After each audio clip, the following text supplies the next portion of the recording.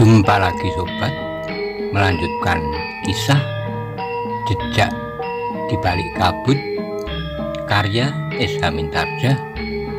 Kali ini dalam episode yang kedua. Selamat menikmati. Salam sejahtera dan bahagia untuk Anda sekeluarga. Salam budaya.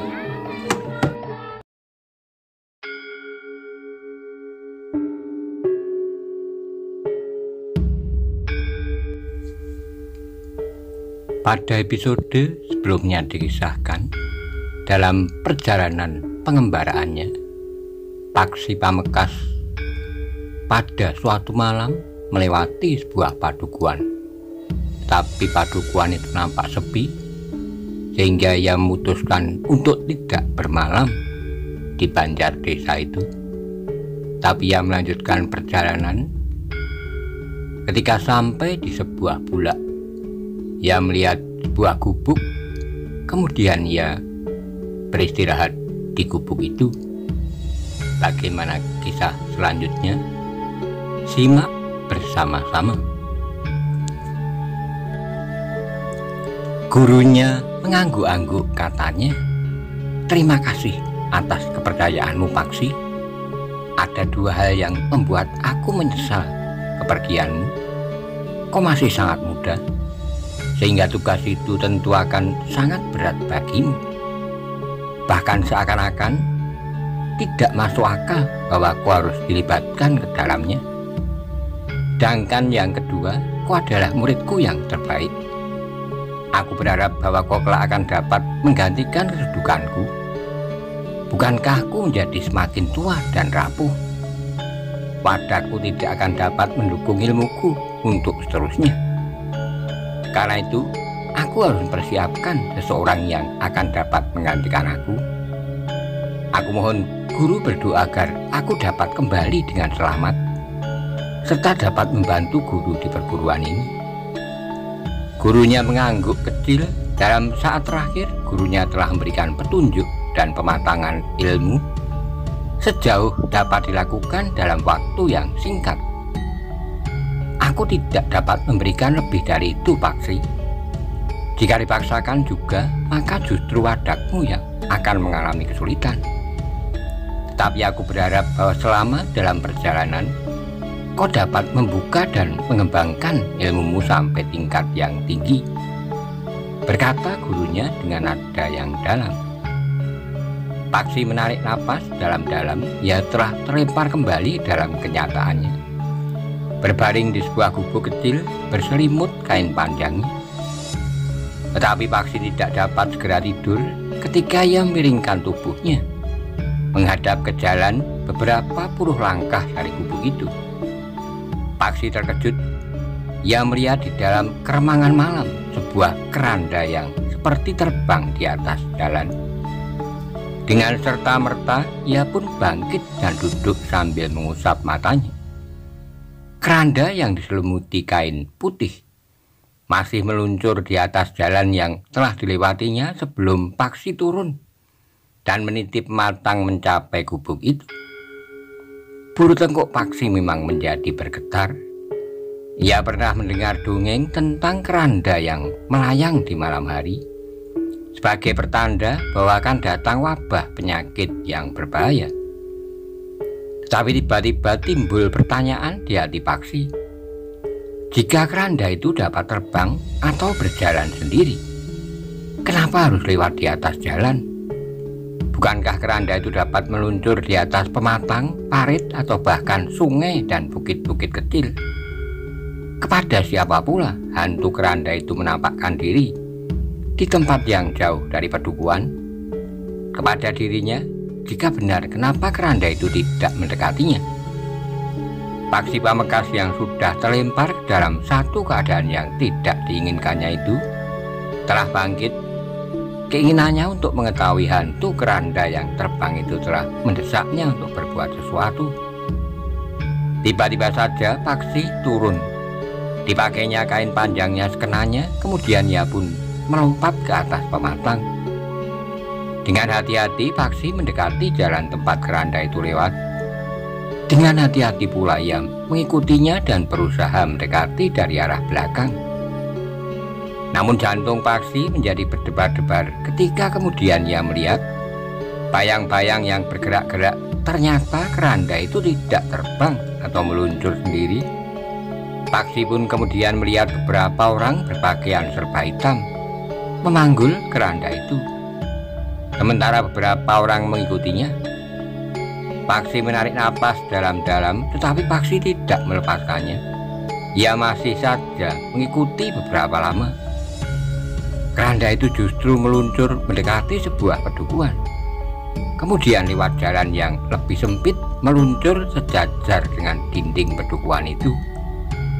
Paksi masih saja mengikutinya. Ketika keranda itu meluncur melewati sudut pedukuhan dan kemudian kembali menjauh menuju ke sebuah gumuk yang seakan-akan sebuah pulau kecil di tengah-tengah lautan tanaman padi di sawah. Ternyata bukit itu adalah sebuah kuburan. Paksi menjadi berdebar-debar melihat keranda itu seakan-akan lenyap dari penglihatannya. Namun kemudian Paksi mengetahui bahwa orang-orang yang membawa keranda itu dengan cepat telah menyelimuti keranda itu dengan kain hitam.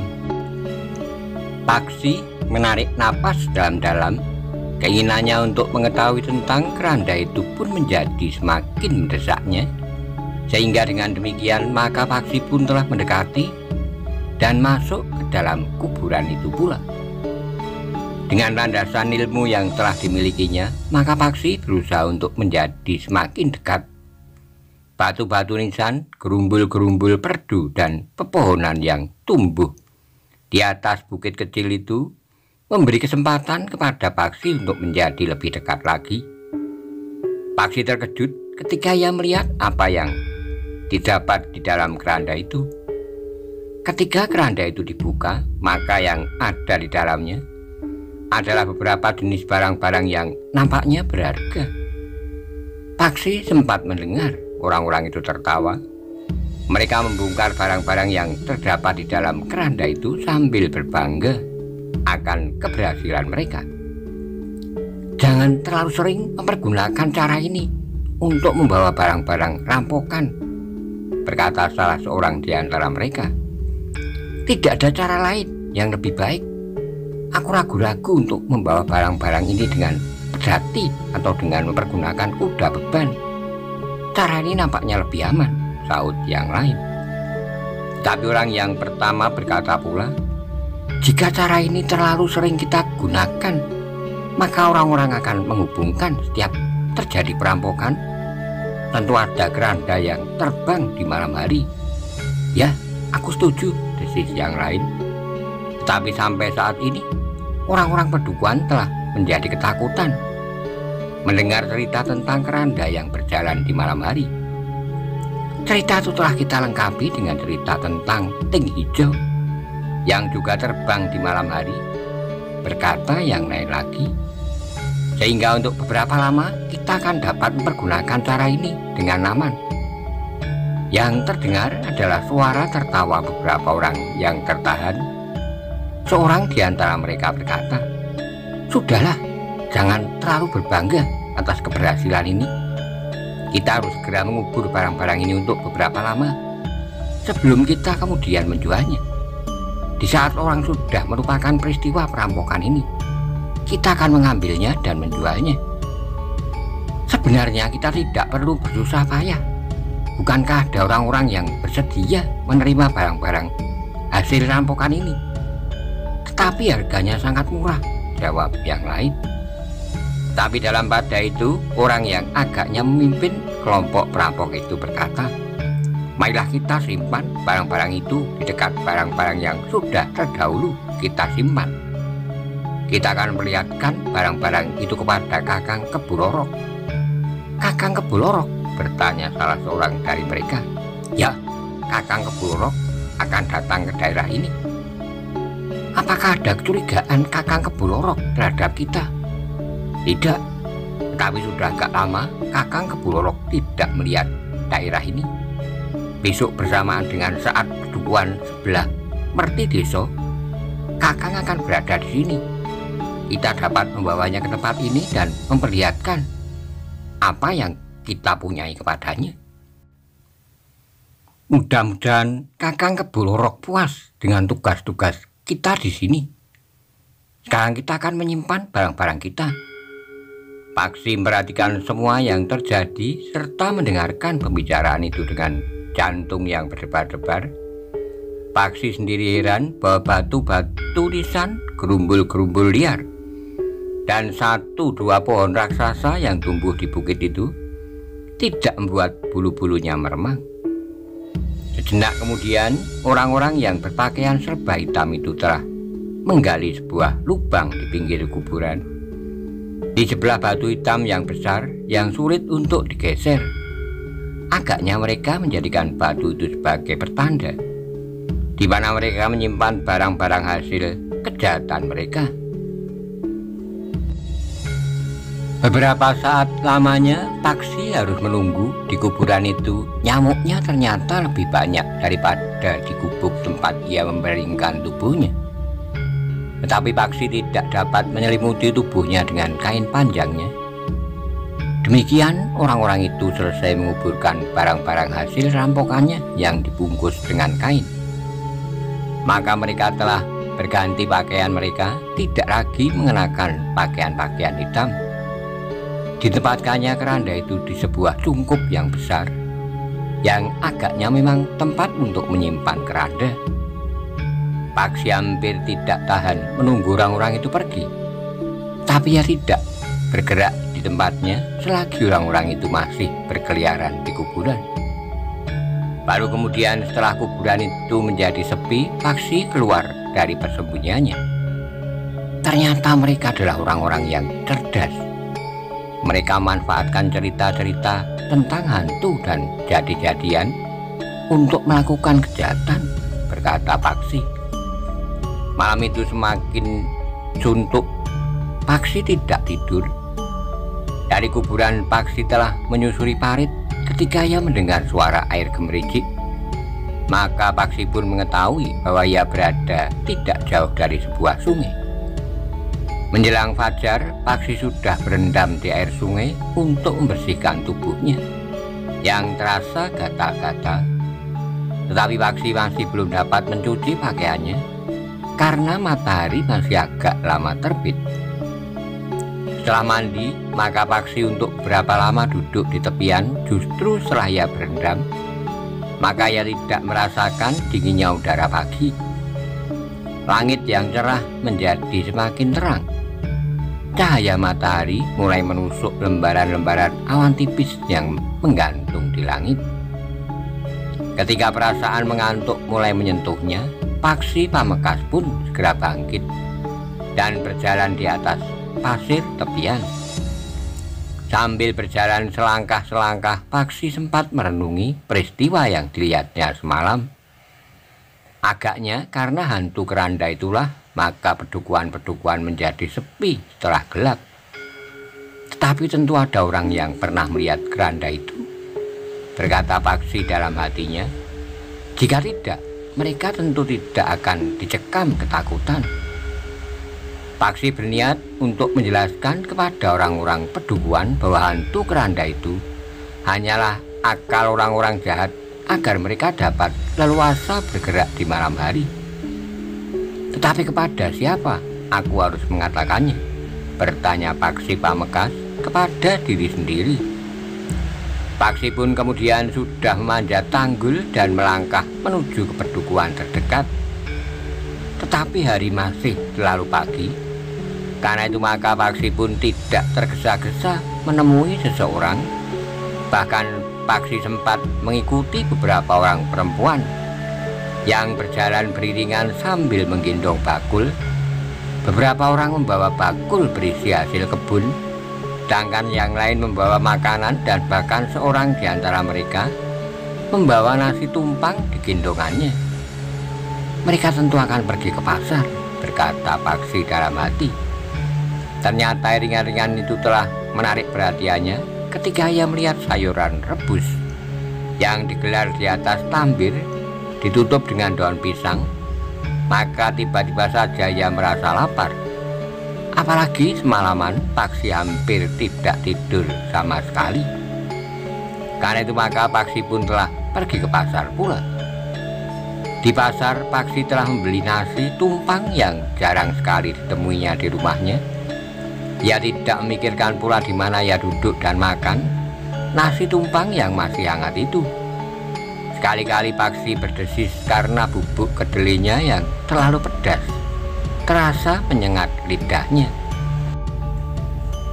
Namun dalam pada itu, sambil makan nasi tumpang dan duduk di belakang penjualnya di dekat pintu gerbang pasar, Paksi mendengar beberapa orang yang bercerita tentang keranda yang berjalan sendiri di malam hari.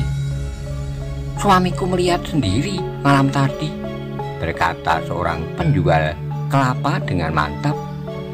"Bersama 3 orang, suamiku memang berusaha untuk dapat melihat langsung keranda yang berjalan sendiri itu. Malam tadi, malam Jumat Kliwon, bersama 3 orang, suamiku sengaja menunggu di sudut pedukuhan. Ternyata sedikit lewat tengah malam, dari kejauhan mereka benar-benar melihat keranda itu berjalan sendiri, seolah-olah terbang meluncur dengan cepat. Suamiku dan ketiga kawannya menjadi sangat ketakutan. Berapa puluh langkah dari pedukuhan itu, keranda itu berhenti sejenak, seakan-akan berpaling memandangi keempat orang yang telah mengintip itu. Seorang kawan suamiku hampir menjadi pingsan. Untunglah keranda itu berjalan lagi menuju ke kuburan di Bulak itu. Sebelum masuk pintu gerbang kuburan, keranda itu tiba-tiba telah lenyap." "Apa yang dilakukan suamimu kemudian?" bertanya seorang penjual sirih. "Tidak apa-apa. Sebelumnya keempat orang itu bertekad untuk melihat dari dekat jika benar-benar ada keranda yang terbang di malam hari.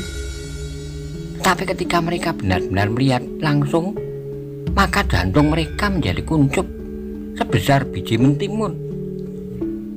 Siapa yang tidak menjadi ketakutan melihat keranda terbang?" desis penjual nasi tumpang itu. "Pagi ini suamiku tidak pergi ke sawah. Badannya merasa tidak enak. Dahinya panas dan jantungnya serasa berdetak lebih cepat." "Oh," penjual nasi tumpang itu menjadi cemas. "Apakah suamimu tidak pergi ke rumah seorang tua yang dapat menyingkirkan kutukan keranda terbang itu? Mungkin keranda itu mengetahui bahwa suamimu dan kawan-kawannya sengaja mengintipnya." Penjual kelapa itu termangu-mangu sejenak, katanya. "Belum, tetapi siang nanti aku akan mengajaknya pergi ke rumah Kiai Samit yang terkenal itu. Suamiku mengenalnya dengan baik, karena Kiai Samit minta suamiku menggarap sawahnya sampai lebih dari 3 tahun. Letak sawah Kiai Samit berdekatan dengan sawah suamiku, sehingga suamiku dapat menggarapnya dengan baik dan memuaskan bagi Kiai Samit. Tapi jangan sampai terlambat," desis penjual sirih. Penjual kelapa itu mengangguk, tetapi ia tidak menjawab. 2 orang datang untuk memilih beberapa buah kelapa yang sudah tua. Paksi mendengarkan pembicaraan itu, tetapi ia tidak berkata sepatah kata pun. Paksi tidak dapat berbicara tentang keranda terbang itu dengan perempuan-perempuan yang tidak melihat sendiri semalam. Tetapi Paksi bertekad untuk mengikuti penjual kelapa itu sampai ke rumahnya dan berbicara dengan suaminya tentang keranda terbang yang dilihatnya semalam. Ketika kemudian Paksi sudah menjadi kenyang, maka ia pun segera membayar harga nasi yang dimakannya. Dari penjual nasi tumpang, Paksi bergeser duduk dekat penjual wedang seri. Sambil menunggu penjual kelapa itu menghabiskan dagangannya, maka Paksi pun minum wedang seri hangat dan masih juga makan beberapa potong makanan, meskipun perutnya sudah terasa kenyang. 1-2 butir kelapa pun telah laku. Berurutan orang-orang yang datang dan pergi. Namun penjual kelapa itu nampak gelisah. Sekali-kali ia melihat matahari di langit yang memanjat semakin tinggi. "Aku meninggalkan suamiku yang sedang sakit," desis penjual kelapa itu. "Tetapi kelapamu sudah hampir habis," berkata penjual nasi tumpang. "Aku ingin segera pulang." suamimu memang harus dibawa dengan cepat ke rumah Kiai Samit agar segera mendapat obat penolak bala. Tetapi kelapaku ini, jika kau mau menjualnya agak murah, aku akan membelinya semua yang tersisa untuk membuat bumbu gudanganku ini. Aku memerlukan kelapa setiap hari. Sementara itu kelapa di kebun sudah tidak ada yang cukup tua.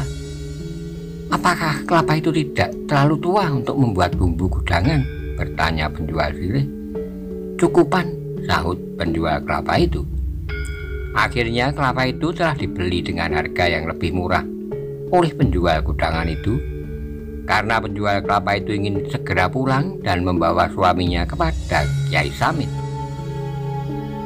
Paksi yang telah cukup lama menunggu telah minta diri kepada penjual minuman itu setelah membayar harga makanan dan minumannya. Pada jarak tertentu, Paksi telah mengikuti perempuan yang berjalan dengan tergesa-gesa pulang seperti yang diduganya. Maka perempuan itu tinggal di pedukuhan yang semalam dilewati keranda terbang itu, meskipun pada jarak yang tidak terlalu dekat.